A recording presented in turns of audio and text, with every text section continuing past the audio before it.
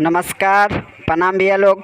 हमरा इटा धनेश दर्कन स्वागत करता हमेशा के तरह रउआ लोग के अपन यूट्यूब चैनल में। तो हाँ भी आज हम लेकर आल बनी रउआ लोग खातिर प्रमोद प्रेमी जी के ट्रैक पे जे एगो गाना उनकर मार्केट में बहुत बवाल मचले रहे भैया लोग। जे गाना के बोला दरदिया उठता है राजा। तो हाँ भैया यही धुन पर लेके आल बनी छठी माई के गीत ह, देवर भाभी के गीत बा। बहुत ही खूबसूरत सॉन्ग बा भैया लोग। अगर वो अच्छा सिंगर बानी अच्छा से गाम तो मार्केट में बहुत अच्छा रिस्पॉन्स लिया। तो हाँ भी एक बताओ कहल चाहता नहीं, अगर वह सिंगर बानी सिंगर बनल चाहता नहीं तो हमारे चैनल से जुड़ जाई। कैसे कि सिंगर से रिलेटेड वीडियो लेके आते रहने भैया लोग। गाना कैसे लिखल जाला, गाना में तुक बंदी कैसे मिलावल जाला सब बतावे नहीं।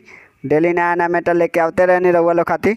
तो हमारे चैनल के सब्सक्राइब कर लिया, बेल आइकन कॉल करके घंटी के दबा दी। तो चलिए लोग बिना स्किप के वीडियो के स्टार्ट करल जाओ। तो चलिए लोग रउआ लोग पहले एक नज़र पढ़ के बता दी, बाद में डेमो गा दे। तो चलिए लोग स्टार्ट करल जाओ। दौड़ा लेली देवर जी माथे एजी लेके चली ना घाटे। ये दोबारा भैया लोग फिर से बा उजियारवा हो जाई अन्हारवा चली अबेर हो जाई।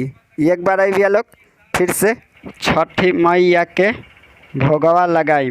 ये दोबारा भैया लोग फिर से आदित्य देव के अर्घ दियाई। एक बार भैया लोग। तो चलिए लोग रउआ लोग डेमो गा के सुनाते स्पष्ट हो जी भैया लोग। तो चलिए लोग स्टार्ट करल जाओ। दौड़ा लेली देवर जी माथे ये जिले के चली ना घाट। दौड़ा लेली देवर जी माथे ये जिले के चली ना घाट। बाबूजी अरवा हो जाई अन्हरवा चली अबेर हो जाई। छठी मैया के भोगवा लगाई आदित्य देव के अर्घ दियाई। छठी मैया के भोगवा लगाई। तो हाँ भैया ये रहा मुखड़ा कैसा लगल, अच्छा लगल ना तो वीडियो के लाइक कर लो, कमेंट कर लो। अगर हमारे चैनल पर नए बन तो हमारे चैनल के सब्सक्राइब करी। तो चलिए भैया लोग चला जाओ फर्स्ट अंतरा में। तो चलिए भैया लोग रउआ लोग कहो कि पहले पढ़ के बता दी, बाद में डेमो गा दें भैया लोग। तो चलिए लोग स्टार्ट करल जाओ। और सोनाई खी घरे सैया देवरू तोहर भैया। ये दोबारा भैया लोग फिर से आईना जनी खेली जी दौड़ा के माथे ले लीजी। एक बार आई भैया लोग फिर से पहन के पियरिया उठाई ली टोकरिया चली के हाजिरी लगाई। एक बार आई भैया लोग फिर से छठी मैया के भोगवा लगाई आदित्य देव के अर्घ दियाई। ये दोबारा आई भैया लोग, ऊपर वाला दो बार नीचे वाला एक बार। तो चलिए लोग रउआ लोग डेमो गा के सुनाते स्पष्ट हो जी भैया लोग। तो चलिए लोग स्टार्ट करल जाओ। आया सोनाई खी घरे सैया देवरू तोहर भैया। आया सोनाई खी घरे सैया देवरू तोहर भैया। आई न जानी खेली जी दौड़ा के माथे ले लीजी। पहन के पियरिया उठाई टोकरिया चली के हाजिरी लगाई।